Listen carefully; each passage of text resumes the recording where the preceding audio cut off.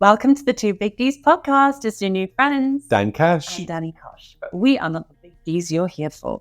This episode is crammed with so much D. We've got D, Dating. versus D, Dad life. relationship highs and lows of the week, We've got your big D's. decisions. Where you've written in to ask for our help making big life decisions for some reason.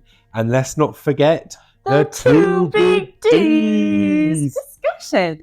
where we delve into two hot topics or news features from the week. And at the end of the episode, we will decide who gave the best D. But really, we're here to entertain, make you laugh, make each other laugh, and just generally Wobble. a little bit more D into your week.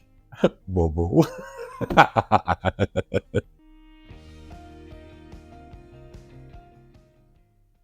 How are you doing? I'm doing good. I'm on week 85 of having a cold, which is painful, but 'tis the season, 'tis the damn season. One day they'll hear your real voice I know. and they'll never listen again. Honestly, just so you know, I do have the same range as Mariah. You just haven't heard it yet, that's all, but it's there. At Christmas, we'll get the whistle notes. Yeah. How are you? How's your week? I'm good. I haven't been up to a lot, to be fair. No. Just hibernating, ready for the cold weather. That's a snazzy jacket, by the way. Thank you. It's For like, the listeners, Dan's wearing like a beautiful, should we say violet? yeah, you're turning violet. It's very violet. It's a very violet corduroy jacket. It's very snazzy. It goes into colouring really well. And Dan just told me that I look like Freddy Krueger in my jumper. So, you know, Wow. compliments aren't flowing both ways. In full Freddy Krueger cosplay Freddy Krueger cosplay. with the orange and red. I'll That's get you. I have never seen those films. I imagine someone gets someone in a nice jumper. In a nice jumper. That's fine. Before we get started today, I do have a request Okay. from my wife, Oh, who God. has asked that I no longer call her my wife Your wife? on the podcast. So, What, are you going to give her a name now? She- Of Dan? yeah. Here we go, full handmaid's tale. That's tickled me. Her name, as you know, is Emma. Emma. So from now on, if I talk about an Emma, that is my wife. Yeah. So we've got dating versus dad life. Who wants to go first? Tell me about your dad life. Well, I've got a bit of a question Oh, okay. for my dad life this week. Okay. And the question is it okay for kids to swear? Absolutely. Because it's funny. Because it's funny. Yeah. This is the thing. So we've recently, over the 5 years that I have been a parent, we've Yeah. had a few occasions where swear words have infiltrated into my child's, the firstborn's vocabulary. Well, you're a swearing Mary. I have to really tone it back for this. And that's saying something because we swear a lot. But recently, as in this week, she was singing Olivia Rodrigo, Vampire. Do you know the song? Yes. And in it, she sings Bloodsucker, Fame Fucker. Ooh.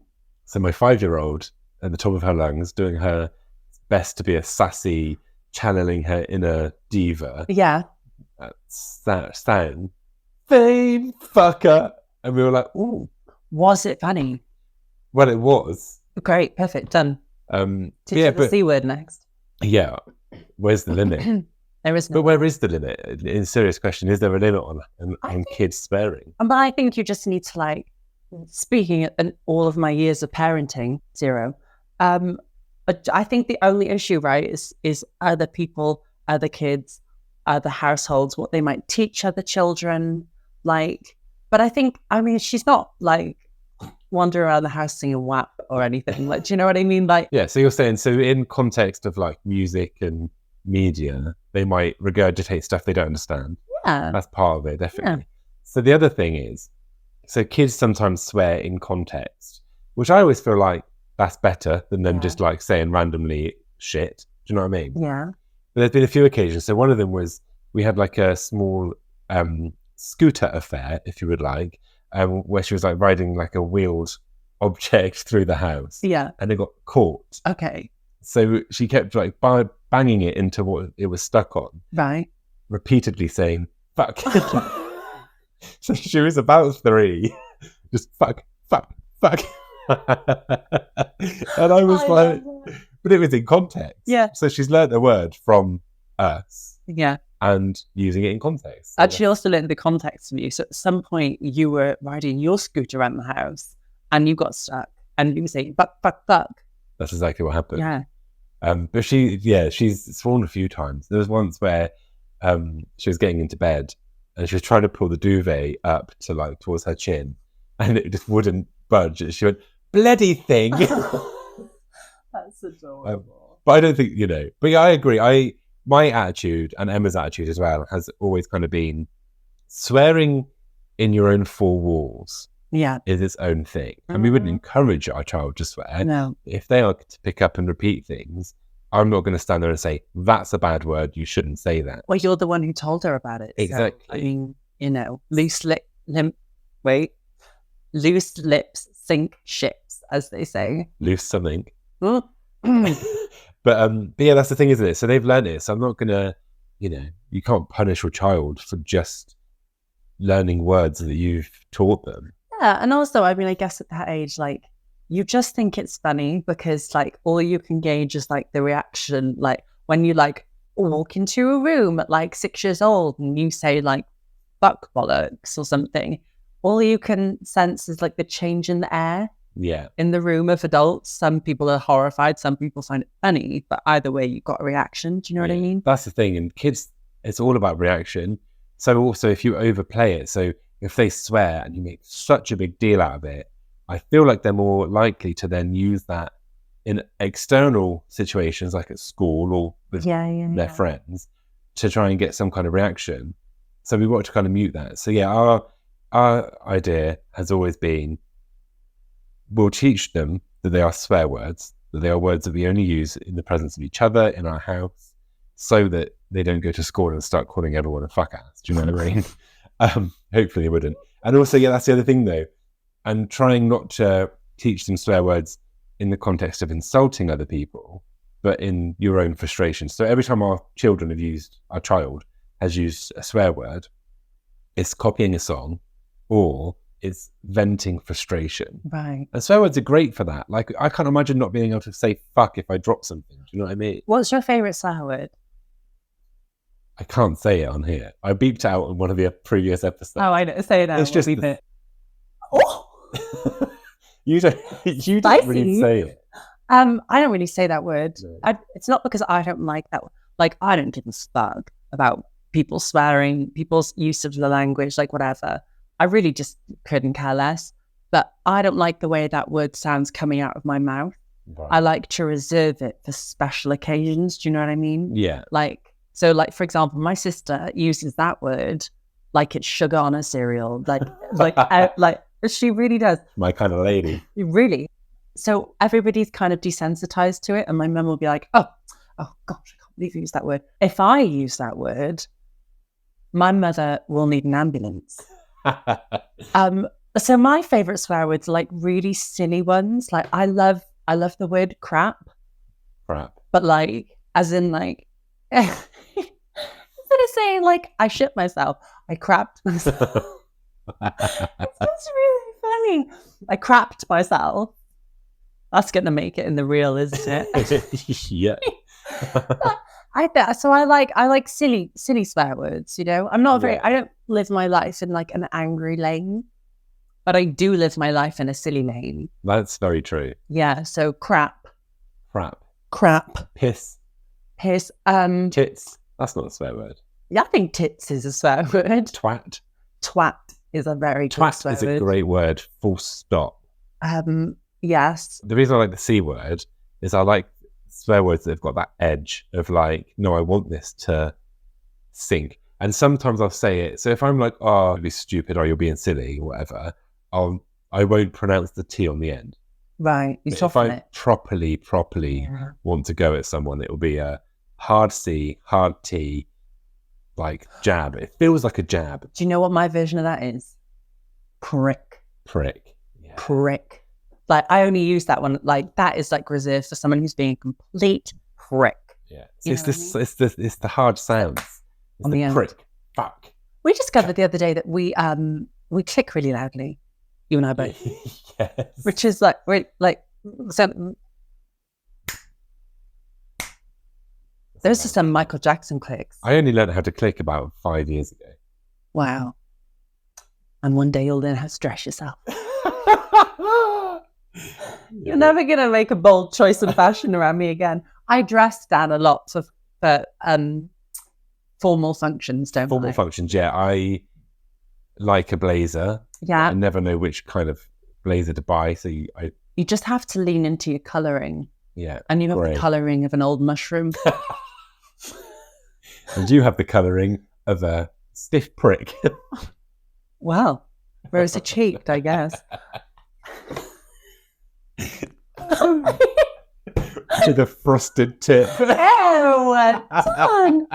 The supercut of me being disgusted at things you said is going to be like 4 hours long. Yeah, it is. I like to shock. But that's, so that was my dad life. Just wanted to, kids sparing.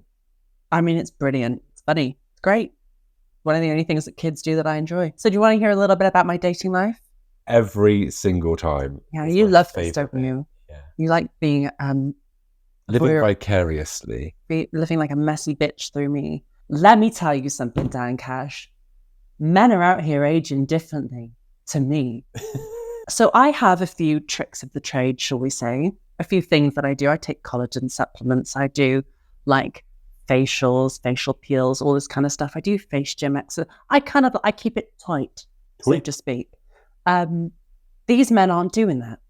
No. And there is like a marked difference in and I think maybe it's like aging around, like what does Jennifer Lopez say? She says, I'm just Jenny from the block. The block. No, she says, up until the age of 25, you get the face that you're born with. After 25, you get the face you deserve. Oh, I like that. So basically, I deserve this, my face. I deserve this. Well, look, we've all got a cross to bear. No, but I look after my skin and I like, it's not even so much anti-aging, like skincare for me is very much like a part of self-care. Yeah. So I enjoy it and I do it. And these men aren't doing this. And I think I'm at that age, mid-30s, where the cracks are quite literally beginning to show in this age bracket. Do you know what I mean? Yeah, you need to get the polyfiller out. And well, if I want some of my own age, then I guess I'm going to have to go 20s. And I don't want to do that because, no offense to our listeners, but a lot of people in their 20s who are men are assholes. Well, it's just very young, isn't it? I think when you get into your 30s, 20s, early 20s, mid 20s, suddenly starts to seem really young. Yeah. Because when you're in your 20s, you're like, I'm an adult, I'm getting my shit together. Yeah. Then you get to 30 and you realise you're never going to get your shit together. No, all you can do is moisturize and hope for the best. And that is maturing. Honestly. But yeah, I it's funny because I have a weird thing with aging because I worry that I am aging really badly. And it's mainly because I've had grey hair since the age of 14. Yeah. So I've got my first grey hair when I was a teenager. And then I had my first child and it was overnight, it just went fully silver. But your hair is beautiful. I mean... And the thing is, you aged early. So I think really the only way to tell how old you are at this point would be to cut you open and count the rings. You got in there early. You were like, I'm gonna look about 45 when I'm 21. And then that way no one's ever going to be able to tell how old I actually am. Basically Judi Dench. But no, I am, people have always thought I was older than I am. Mm. And now I get mixed because I feel like I act my age, maybe a bit younger. I don't... Shoe size down. But you know what I mean? I don't want to be I feel like some people steer into aging with their personality. I've never wanted to do that. I don't want to be when I get to a certain age, I have to have done this and I have to act this certain way. Right. But you can't help your appearance. Well, you can help your appearance, but you get what you're born with. I mean, you can't. I mean, if changing my personality was an option, I would have done that by now. Let's be honest. Yeah, that would have been a good choice for you to make. Thanks so much. But I mean, I've opted to age like Cher, basically. That is age. Yeah, precisely. That's the blueprint. I just want to age like that. I just want to look like myself the whole time. It's not really about like looking younger or looking like, like a different version of myself. I just want to look like the best me. And the best me right now doesn't have crow's feet.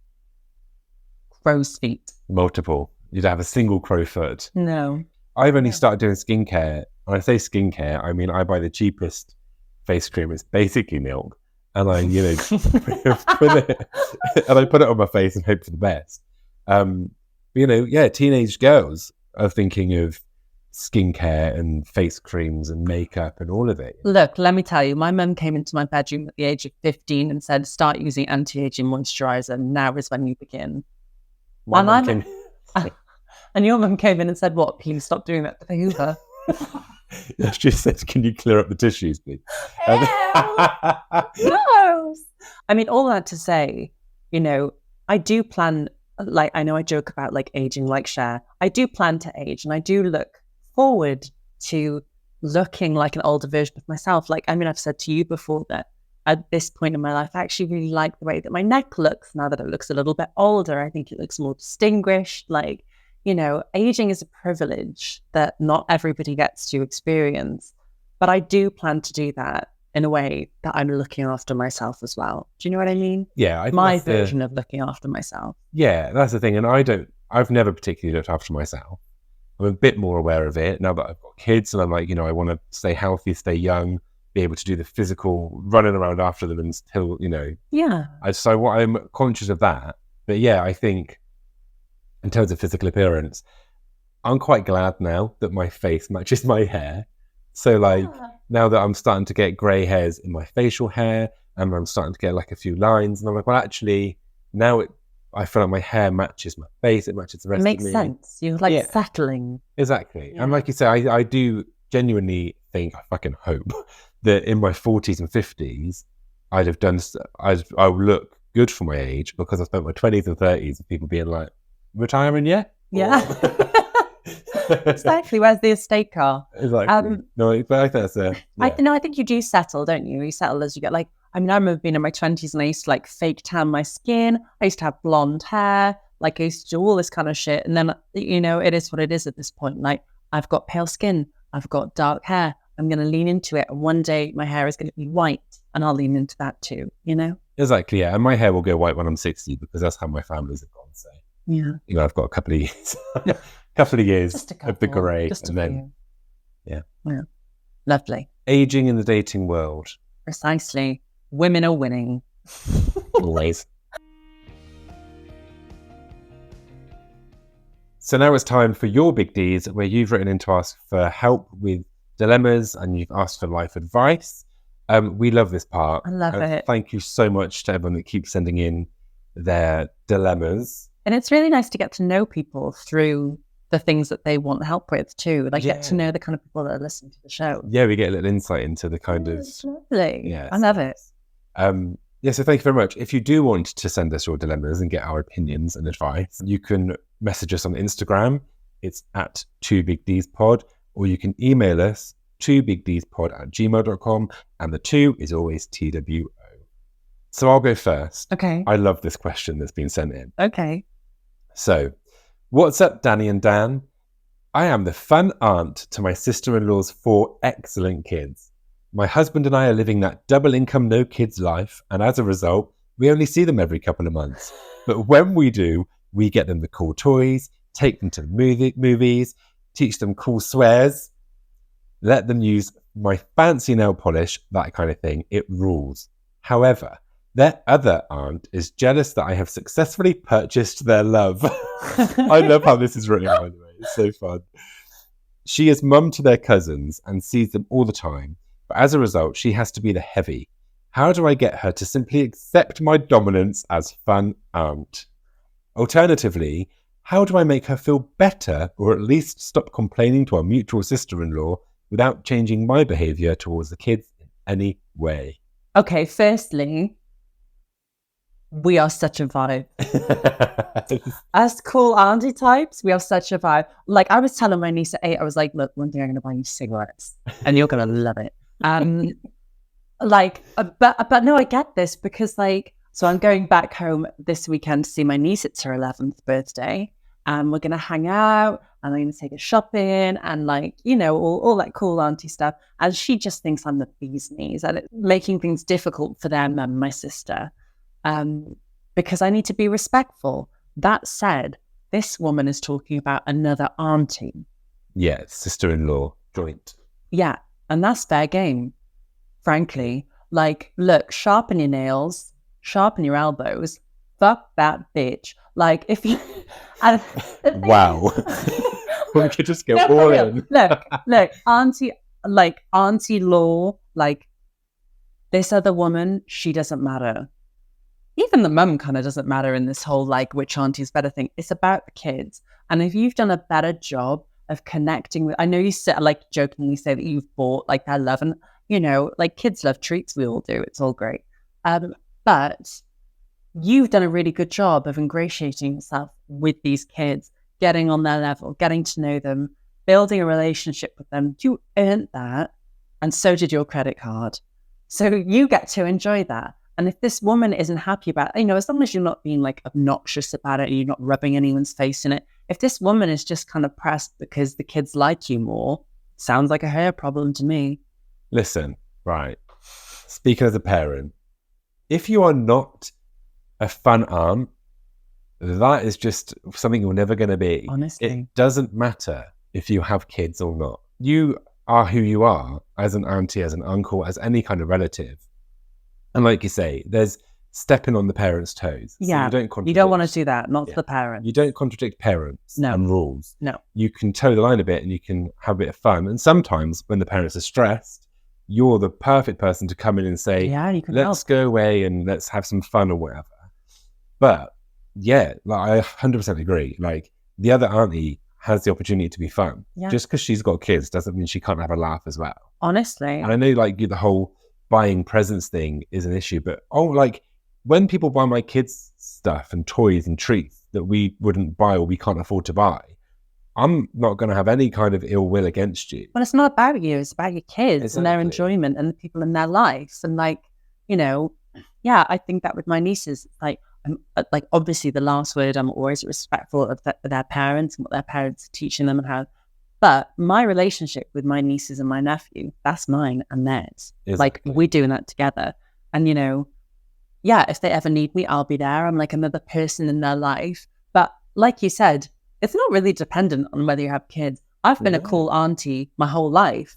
Like when I was in high school, I was the girl who was like, hey, come here a second, drink this. Like I was that girl. And that is my energy. Like my energy has always been kind of like, let's get a little fucked up. Let's do the thing we shouldn't be doing. But I'll look after you at the same time. Do you know what I mean? Like I'm going to keep you safe, but I'm also going to show you some of the crazy stuff. Yeah. And we're also going to get some stories under our belt. Like that's my vibe. Exactly. And the second my sister had kids, I was like, cool, let's do it. You know? Yeah. And the thing is as well, is with this other auntie, the kids will have a relationship with that auntie already. Yeah. And they aren't going to value that relationship any less than the relationship they had with the fun aunt. No. They're just going to see it differently. So when you grow up and you think, this person was in my life, they came in every now and then, treated me, we had a laugh, they were great, I could trust them with anything because I know that they'd never like betray my trust. But the other auntie might be a bit more serious and might have a more disciplinary role in their life, but then they're always going to respect them for, again, having their back. We're going to value them. Yeah, just in a different way. Exactly. So you're not treading on their toes, you've got a different relationship. And the other auntie needs to learn and needs to maybe be a bit introspective and think, well, what value do I bring to these kids' lives? And it will be a lot. And that's something that she can be proud of herself. Exactly, because it takes a village. Do you know what I mean? It fucking takes a city. And she doesn't need to be like comparing herself to the other auntie because they, like you said, they both have qualities that those kids are going to need. And the kids won't be comparing you. Exactly. No, I think, everyone needs a cool aunt. Everyone needs a serious aunt. So you each have a role to play. Yeah. So in answer to the question, don't worry about it. Don't worry about it. Just keep doing what you're doing. Yeah, you're fine. Don't worry. You're the fun auntie. There you go. What a gift. You're welcome. So I've got a list of questions as well. Can't wait. So this person has written in, thank you very much again, to say, I got offered 2 tickets to see Coldplay. I immediately asked my bestie to go with me, as she is a big fan. My husband is pissed off because I didn't ask him. He doesn't even like their music. Should I have asked him? No. Moving on.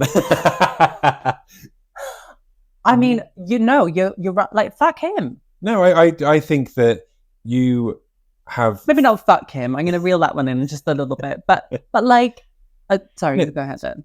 I think you've made plans. You've seen something that your friend will enjoy. You have purchased them a ticket to see that thing. You will go with them to share that joy. It's a friend day. It's time for you and your mate to hang out, listen to some music that you enjoy. Mm-hmm. No judgment, no opinions. And yeah, I mean, if it was me, I would let my husband go so I could not go to the Coldplay gig. but no, I think absolutely no. Like, you need time for your friends. You can do date nights with your husband another time. Yeah. Also, did you say husband or toddler? It's like brutal. Like, he's pissed off because you didn't ask him. Like, he is literally married to you. Like, how much more reassurance does he need? Look, babe, go and have a good time at Coldplay if you can with your friend. But do not feel guilty about this mess. Like, you don't owe him anything. Like, you already married him. I'm sure you do enough. Like, go and have your fun with your friend. And who is it? Steve Martin? Chris Martin. That's it. But watch Father of the Bride anyway. It's a great movie. Yeah, no, absolutely. We've helped there. Guilt-free. Guilt-free. I think that's a theme that runs through some of these questions is guilt. And it's considering other people has happened quite a few times. Yeah. It's like, I feel guilty about whether it's a friend or a husband or another auntie or a sister-in-law. And it's like, you can't be responsible for everyone else's emotions all the time. Yeah. And it's our own guilt gets in the way a lot. So I feel like, yeah. And a lot of people kind of like project their own like shit onto other people. And then those people write into us and say, what am I going to do? And then my response is always, fuck that bitch. Basically. So if you want us to tell you to fuck that bitch, please do write into us with your dilemmas because we honestly love them. Yeah. And like anything big, small, whatever thing it might be. Yeah. Silly ones, important ones. Like we will take your Ds in all shapes and sizes. Absolutely. So on Instagram, you can message us at 2bigdspod or you can email us 2bigdspod@gmail.com and the 2 is always TWO. So Dan. Yes? I've got a game to play. Want to play a game? Oh, not now.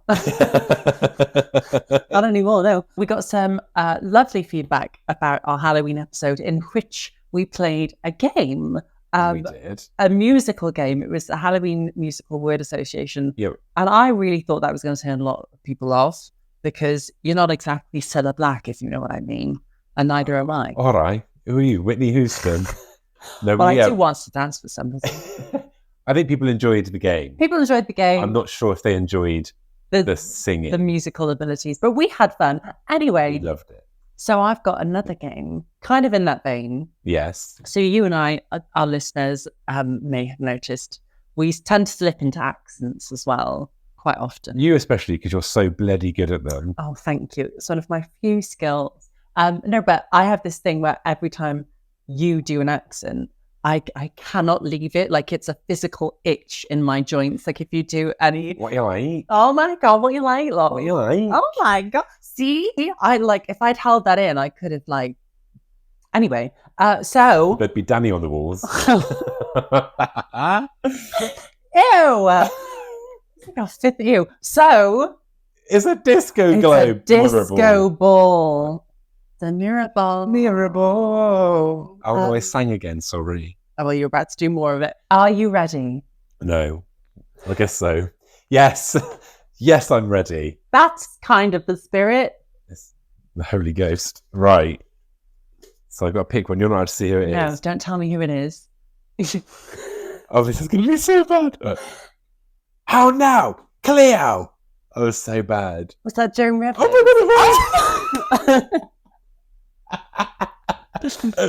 Oh no, Cleo! There you go. What are you wearing? Right, okay.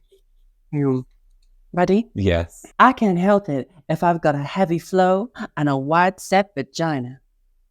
I want to say Beyonce. Yes! Is it? Why are we getting these? Oh my god! But just to let you know, Dan doesn't know what's in these, and I no don't idea. remember. Wow, I can't believe you got that. That's I amazing. got Beyonce. Beyonce Mills. Okay. The only thing we have to fear is faire yourself. Oh, Oh. are you French?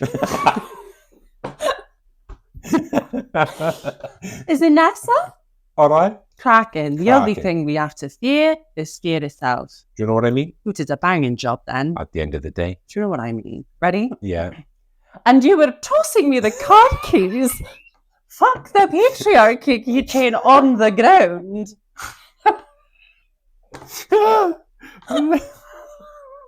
Do you need it again? No, I don't need it again. Okay, good. That's Maggie Smith. Shout about Lemon. Mr. Potter. Harry Potter. How do you do Ronald it so well? Weasley. You do it so well. Thank you, Dan. Sickening. Okay. Right. And do you want to know something else? I've never liked your Spanish. What? What? I don't know. It's just. When you don't remember it is, you're gonna cry. Do you want to know something else? I've never liked your spinach puffs. Is that your share? Is that your shower impression? Yeah. You come to this house I don't know do- how to do impression. and you want to know something else? I've never liked your spinach puffs. Damn it. You just need to do all of these. Snap out of it. Wow. Yeah, you didn't nail that. No, but you still got it. I did. Well, I did because I knew you and your limitations. Okay, you ready for this? Yeah. Oh, keep the change. You filthy animal. Oh, keep the change. What was that? Okay. Was it Celine Dion? Celine Dion. Keep that change, you filthy animal. Keep that change. Okay, now keep that change. I already fine. Shall we go for the Right, I can't open the thing. Oh no. Right. Once I make my move, you're free to check the king.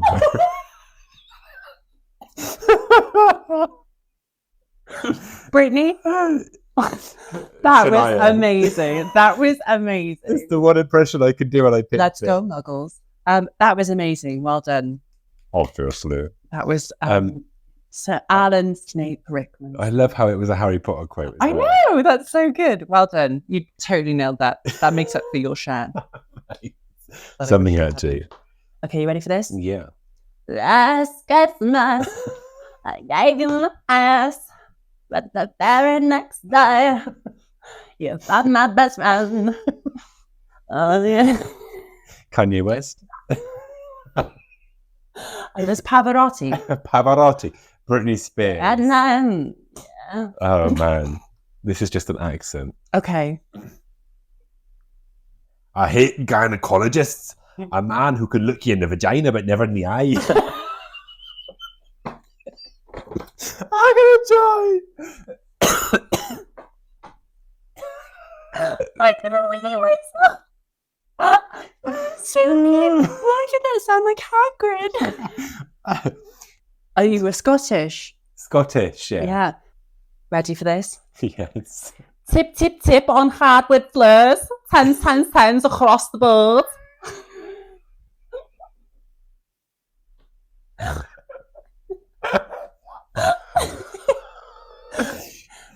Tip, tip, tip on hardwood floors. Tens, tens, tens across the board. Yes, Scouser. Great. Thank God Beyonce wasn't Liverpudlian. Fucking crazy law. Fucking hell. I can't do Liverpudlian. Oh, well. Fucking hell. Chicken nugget. Fireman sound. Hunty Bundy. Oh, no, man.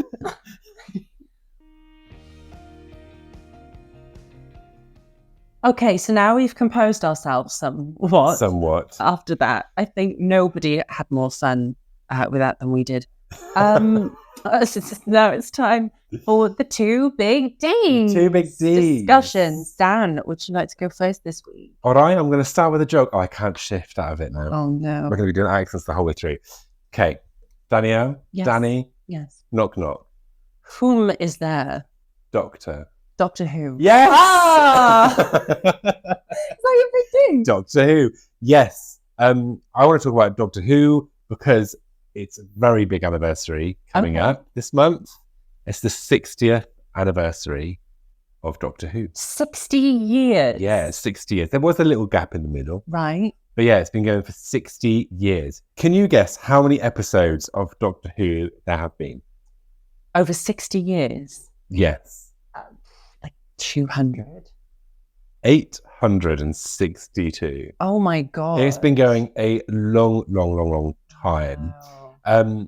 Yeah, so it's like a staple of British television. Yeah. Like we've all grown up with it in some form. Yeah. I vividly remember the reboot when Christopher Eccleston took the reins. Yeah. So one whole season, I took the scarf. But it's exciting. Everyone is very, very excited about this anniversary, mainly because Russell T Davies is rejoining and returning as head writer and producer. Oh, wow. Okay. So he kind of produced the reboot from 2005 to 2010. He replaces Chris Chibnall, who is the most recent, and Chris replaced Stephen Moffat. So there have been like hugely amazing, well-known producers, writers on this show for the whole time. Best of the best. But Russell T Davies is like considered the epitome of Doctor Who. Right. And obviously we loved Russell T Davies. He wrote on Queer as Folk. Oh, yeah. Okay. And recently he did It's a Sin. Oh, that was brilliant. Oh, good. Yeah, so Yes, like, he's that level. Yeah. Which is why, Eccleston and David Tennant and Matt Smith eras was so good. Mm. And on that, David Tennant is returning. Is he? Yeah, and apparently he's going to be the 14th Doctor. So he originally was the 10th. Okay. So he's coming back as not just, his past self as the 10th Doctor. He's coming back as the 14th Doctor. Can I just interrupt you? Yeah. So I lived in Cardiff during his season. Yes. Or seasons. How exciting. And I used to serve him I used to work in a cafe, and he used to come in and get his order, and literally my knees used to shake when he would come in, and he was so lovely and so fun. Fair trade drip. Sorry, what? That was his order. Fair trade drip. I thought that's what you wanted to do to him. It's like keep it PG.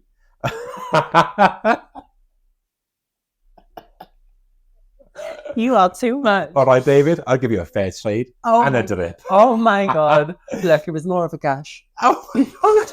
Oh my God. Too bad. We've descended into the depths now.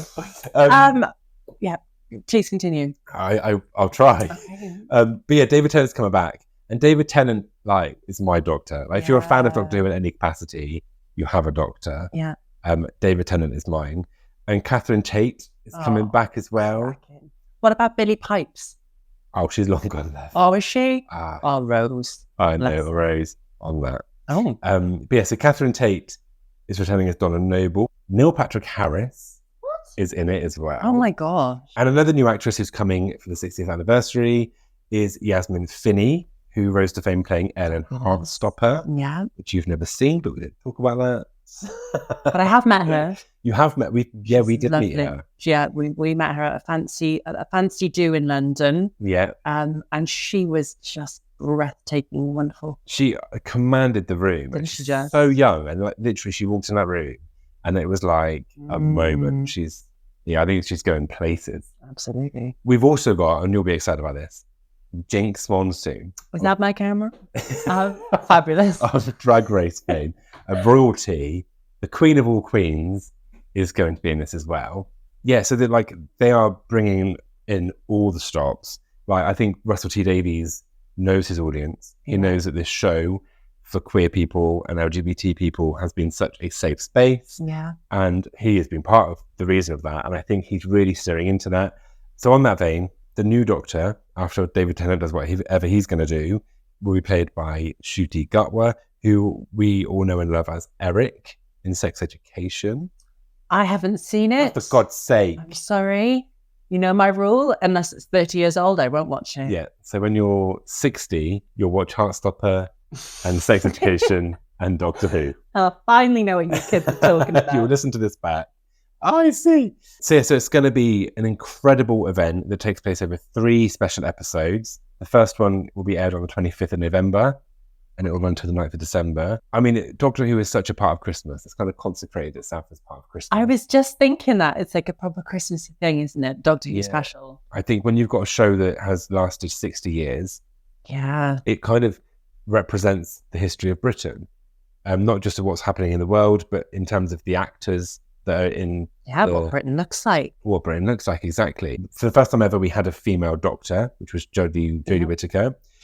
We've also had the first openly gay companion, which was Bill Potts. And for that, Stephen Moffat came out and said that he consciously chose to cast a woman of colour to play that character because he wanted to make the show more diverse. So they were making conscious decisions in the casting to represent more of what Britain looks like today. Good.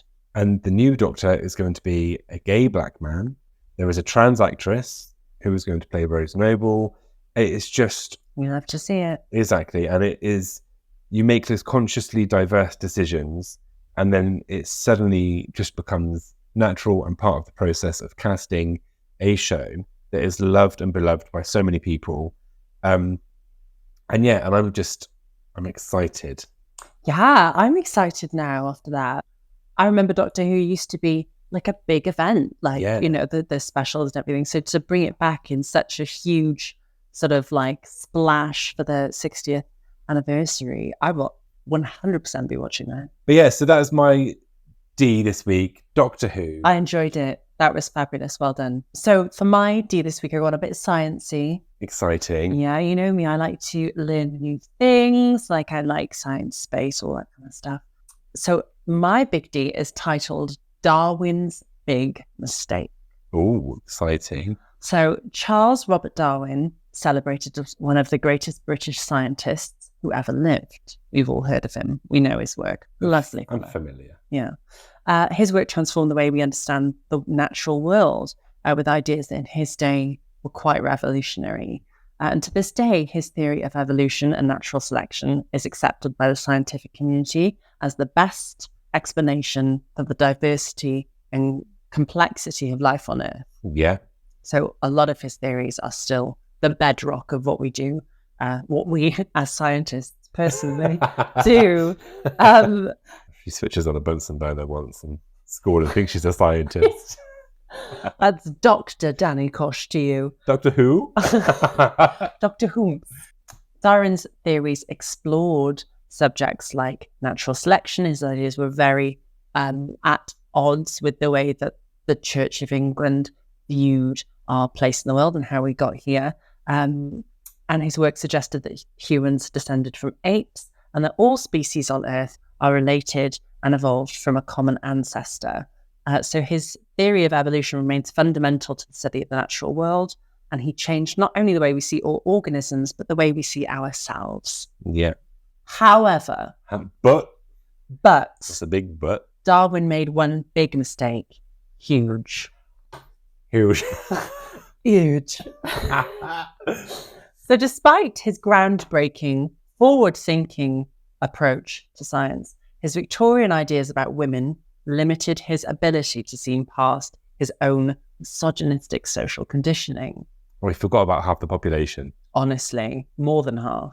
So Darwin's patriarchal worldview led him to dismiss female agency and mate choice in humans. And in the 150 years since, now that we have a somewhat more equitable way of approaching this, there are significant scientific advances in our understanding, but there is a long way to go.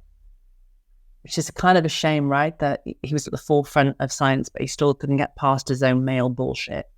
That's the thing, isn't it? You've got men leading things and men notoriously are understanding of the world around them. Well, I mean, you're a scientist. be scientific. Do you know what I mean?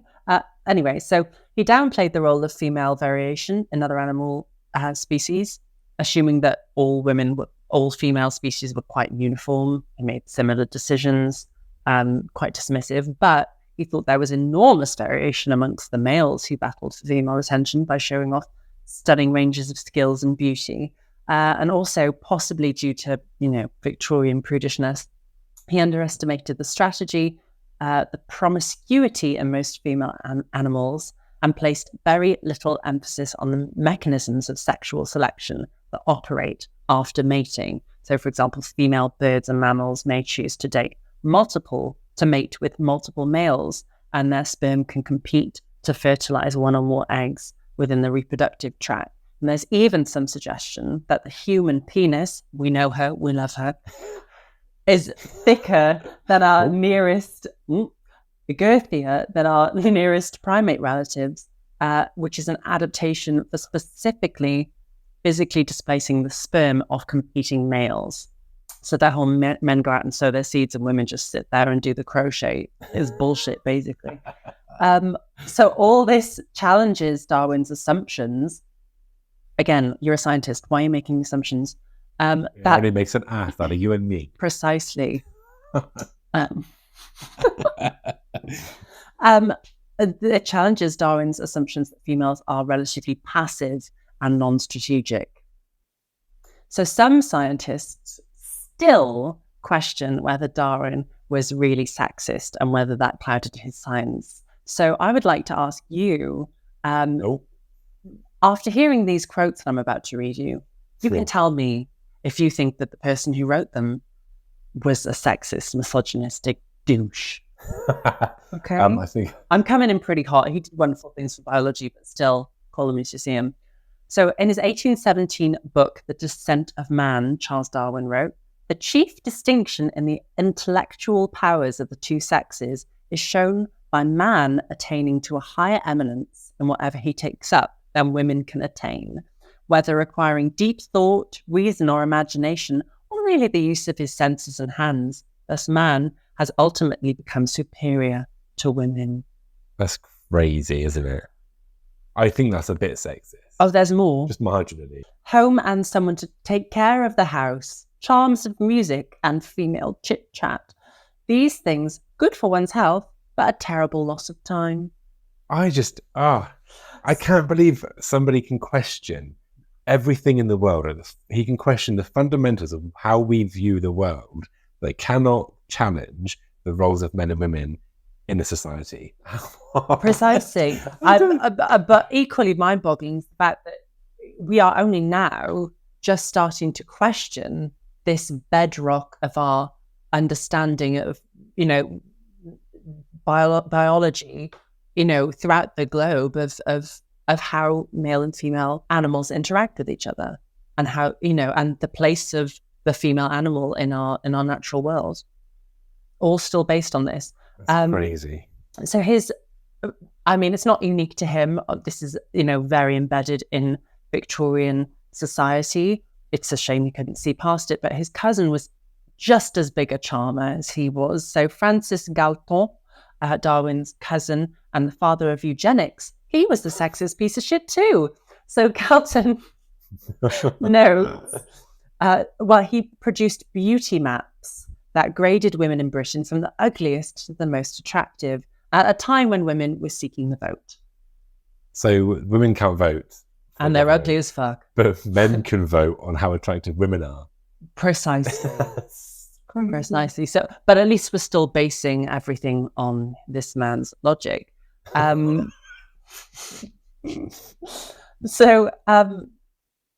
what do we do? How do we solve this problem?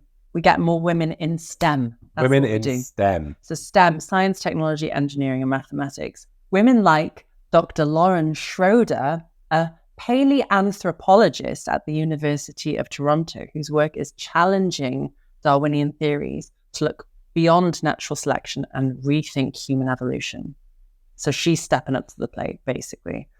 So interviewed earlier this year for Science News, Schroeder noted that she's questioned the emphasis on natural selection because it's kind of like just been a given in this very male populated area of research. She said it was clear that something was missing and not that much research had been considered to the role played by non-adaptive processes such as genetic drift and gene flow. And she said that was a really big moment for me. These are important questions that haven't been asked and I should try to answer them. So she grew up in South Africa and remembers noting that most of the paleoanthropological research in her country. Wow. Am I the doctor? Am I the doctor? I thought we identified this. Honestly. Don't ever ask me to pronounce that word again. What word?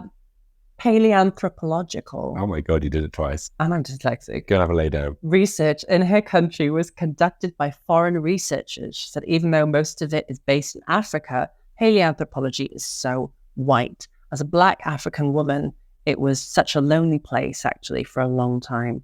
And she struggled to publish papers, received sexist reviews on papers, and experienced instances of blatant racism. But she is doing the work. She is basically unpicking the misogynist Darwinian theories.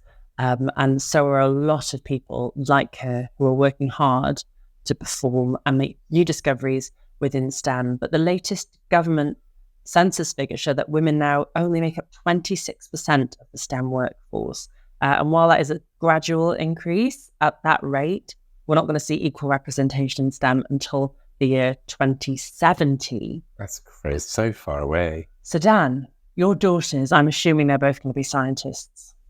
Well, they can be whatever they want to be.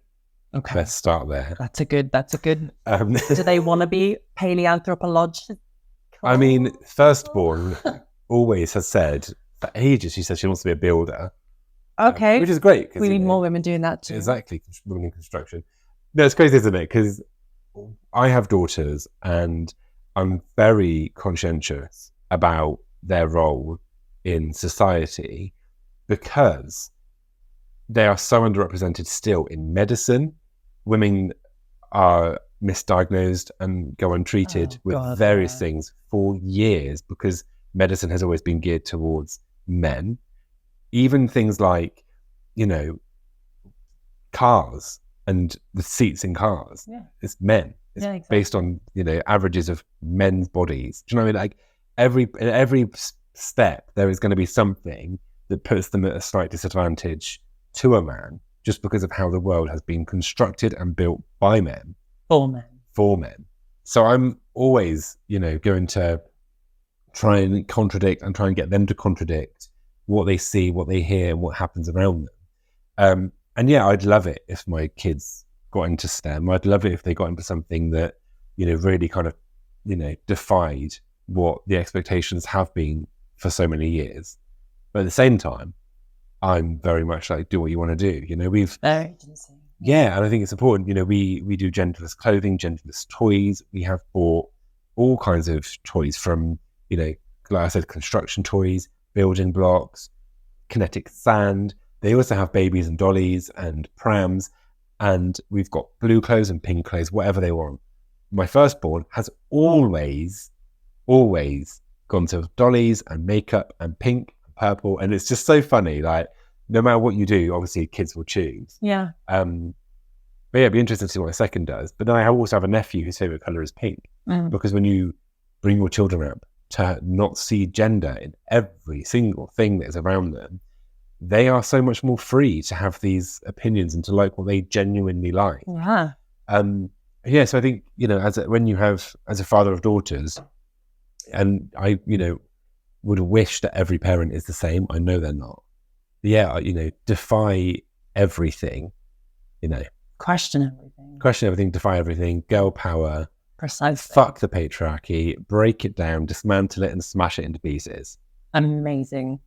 And you yourself can celebrate encouraging women into STEM with the International Day of Women and Girls in Science, which is on February the 11th. It was adopted by the United Nations General Assembly in order to promote full and equal access and participation for women and girls in science. I love that. Maybe I should write to my daughter's school and say, hell yes. Do this. Definitely. I love that. One thing always says that to me, and this is a bit unrelated. Okay. So when I found out I was having a daughter Yeah. at the 20-week scan or whatever it was, and I went to work and said to somebody who I will remain nameless, even though I should fucking tell everyone. I know who you're talking about already. And this person said to me, oh, you know what they say about girls, don't you? And I went, no, but I'm sure you're going to tell me. And he said, well, they say that when you have a boy, you only have to worry about one dick. But when you have a girl, you have to worry about every dick. And I was like, that is the single worst thing I've ever heard. And I literally, it's like my Roman Empire. I think about that all the time. The fact that I hadn't even had the child yet. He was sexualizing. He sexualized her already by saying something. It made, honestly, I think about it all the time. And that's why I feel so strongly about it, because I'm like, if a man thinks that way about a fucking fetus, how do men like that consider other women, existing women and girls in the world, and how do they raise their children and their sons to consider other women and girls? So when my child grows up and his children grow up and they are boys and she is a girl, if they cross paths, what is going to happen there? Your girls are going to kick the shit out of his boy. That's what's going to happen. You don't have to name it, but I'd like you to write his address down on this. Don't worry about it. Don't worry about it. Just I'll deal with the rest. Just don't worry about it. Fine. Fan Aunt Danny is going to come in and kick his ass. Tell Bill that motherfucker. But yeah, no, I find that all fascinating. Not just the science part of it, but you know, I think that's something that's going to come up a lot on this podcast, isn't it? Is, you know, gender identity, gender equality, all of that, because we both feel so passionately about the rights of the marginalized. Especially when that marginalized is the majority of the fucking planet. Isn't it? Yeah. It's like that. Fucking crazy. Fuck Darwin. Damn the man. Save the empire. So at this point, we normally rate each other's Ds. Yes. I think you get a solid, I'm going to give you a 9.5. That is the most highly rated D thus far. I think it is. But I think it was a good, strong D. Yeah. Well, I think it's an important D, and I think people need to know about that D. Yeah. So thank you. Thank you for that. I really enjoyed your D this week, Doctor Who. I was so entertained by that. And I will be looking forward to watching all of that. And also, I love the idea of potty-mouthed children swearing all over your house. So I'm going to give you a 9. I appreciate the 9. Yeah. Well, look, thanks so much for joining us on another episode. And join us next week where we slap out 2 more big Ds for your enjoyment. In the meantime, come and say hi across social media and rate and review and subscribe and whatever you're listening to us. And yeah, thank you so much for listening. We are 2 Big Ds Pod, and you can find us across Instagram and everywhere else at 2 Big Ds Pod. And the 2 is always TWO. TWO. Bye. Slap out. Slap around your face. So descriptive.